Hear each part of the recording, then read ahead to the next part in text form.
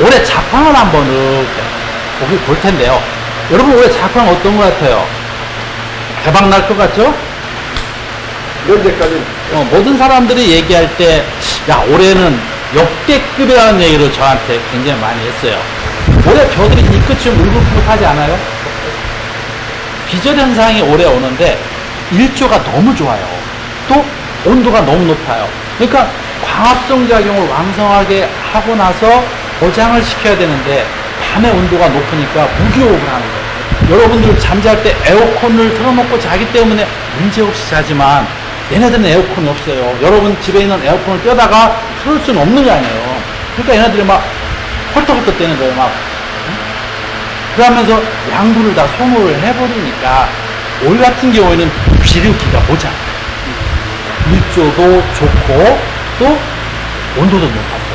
그래서 조생종은 온도에 의한 영향을 받습니다. 가몬성인데 온도가 높을수록 조생종은 추수가 빨라져요. 그 다음에 중반생종으로 갈수록 감광성입니다. 광이 많을수록 추수가 빨라집니다.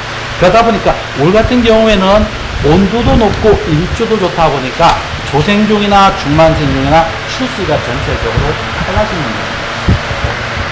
광주에서 향진주를 2만평을 재배를 올해 하고 있다고 하는데 이양식을 굉장히 일찍 했대요. 5월 12일 이양을 해서 출수돼서 유도가고 있다고 하더라고요. 왜 이렇게 일찍 했습니까?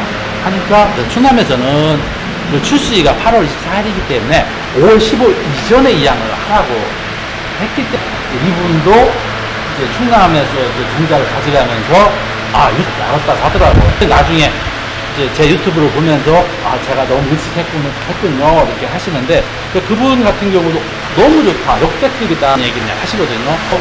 출수하기 전까지는 농민들의 정성이지만 출수하고 나서는 하늘이 도와줘야 풍년 농사가 돼요. 그래서 여러분들이 지금 생각할 때 올해 굉장히 대풍일 거다 이렇게 생각을 가지고 계시는데 중요한 것은 온도입니다. 이양시기를 일찍 할수록 자초 발생량도 많지만 수량도 떨어지고 밥맛도 없습니다.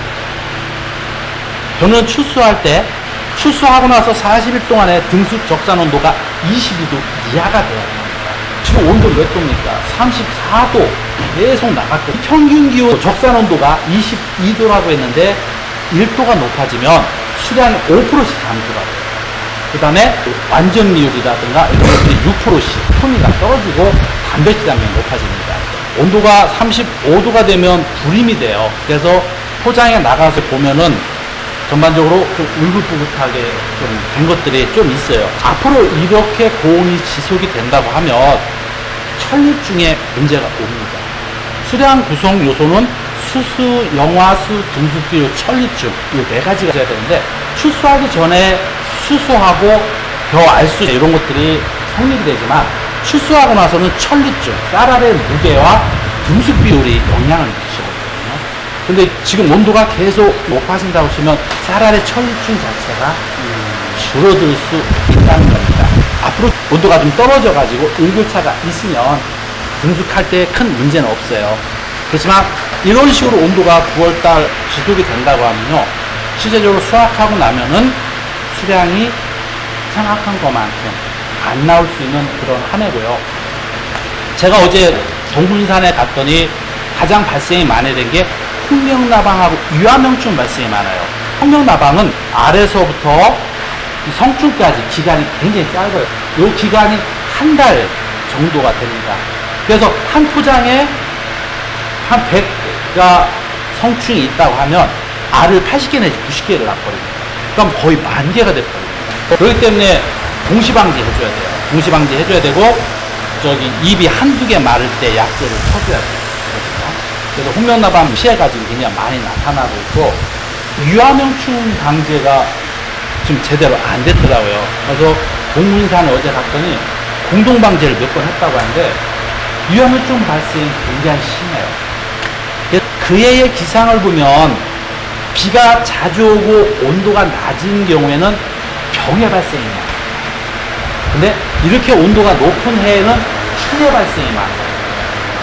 이제 앞으로 벼멸구도 나올 테고 힘든멸구도 나올 테고 하지만 이 겸혈구는 온도가 높아질수록 세대가 단축이 되는 것도 있고, 그래서 온도가 높은 해일수록 피해가 굉장히 크고, 겸혈구는 밑에서 물하고 맞닿은 그 부분에 있습니다. 처음에 중국에서 비례해충으로 날라오지만 날라와서는 날개가 없는 단시형으로 돼요. 물론 조건이 나쁘면 날개가 나서 다른 곳으로 이동을 합니다. 그렇지만 거의 대부분이 단시형으로 돼서 한 군데 폭탄 형태로 나타나는 게 겸혈구고, 흰등멸구는 앉았다가 조건이 안 좋네 가자 하고 이사를 가기 때문에 흰등멸구 피해는 논에서 느낄 수가 없어요. 겸혈구는 한 번 앉으면 폭탄 형태로 오거든요. 저때 그 밑에 물하고 지면 맞닿은 곳에 있기 때문에 약재를 지금 뿌릴 적에는 밑에까지 내려갈 수 있게 충분하게 뿌려줘야 됩니다. 그래서 지금은 흉해 방제 쪽이 여러분들이 역점부터 좀 방제를 해줘야만 될 것 같습니다. 그래서 앞으로 기상이 좀 떨어져야 저의 신복백 발생도 적고 수량적인 측면에서도 좀 좋아지고 천리순도 증가가 될 겁니다.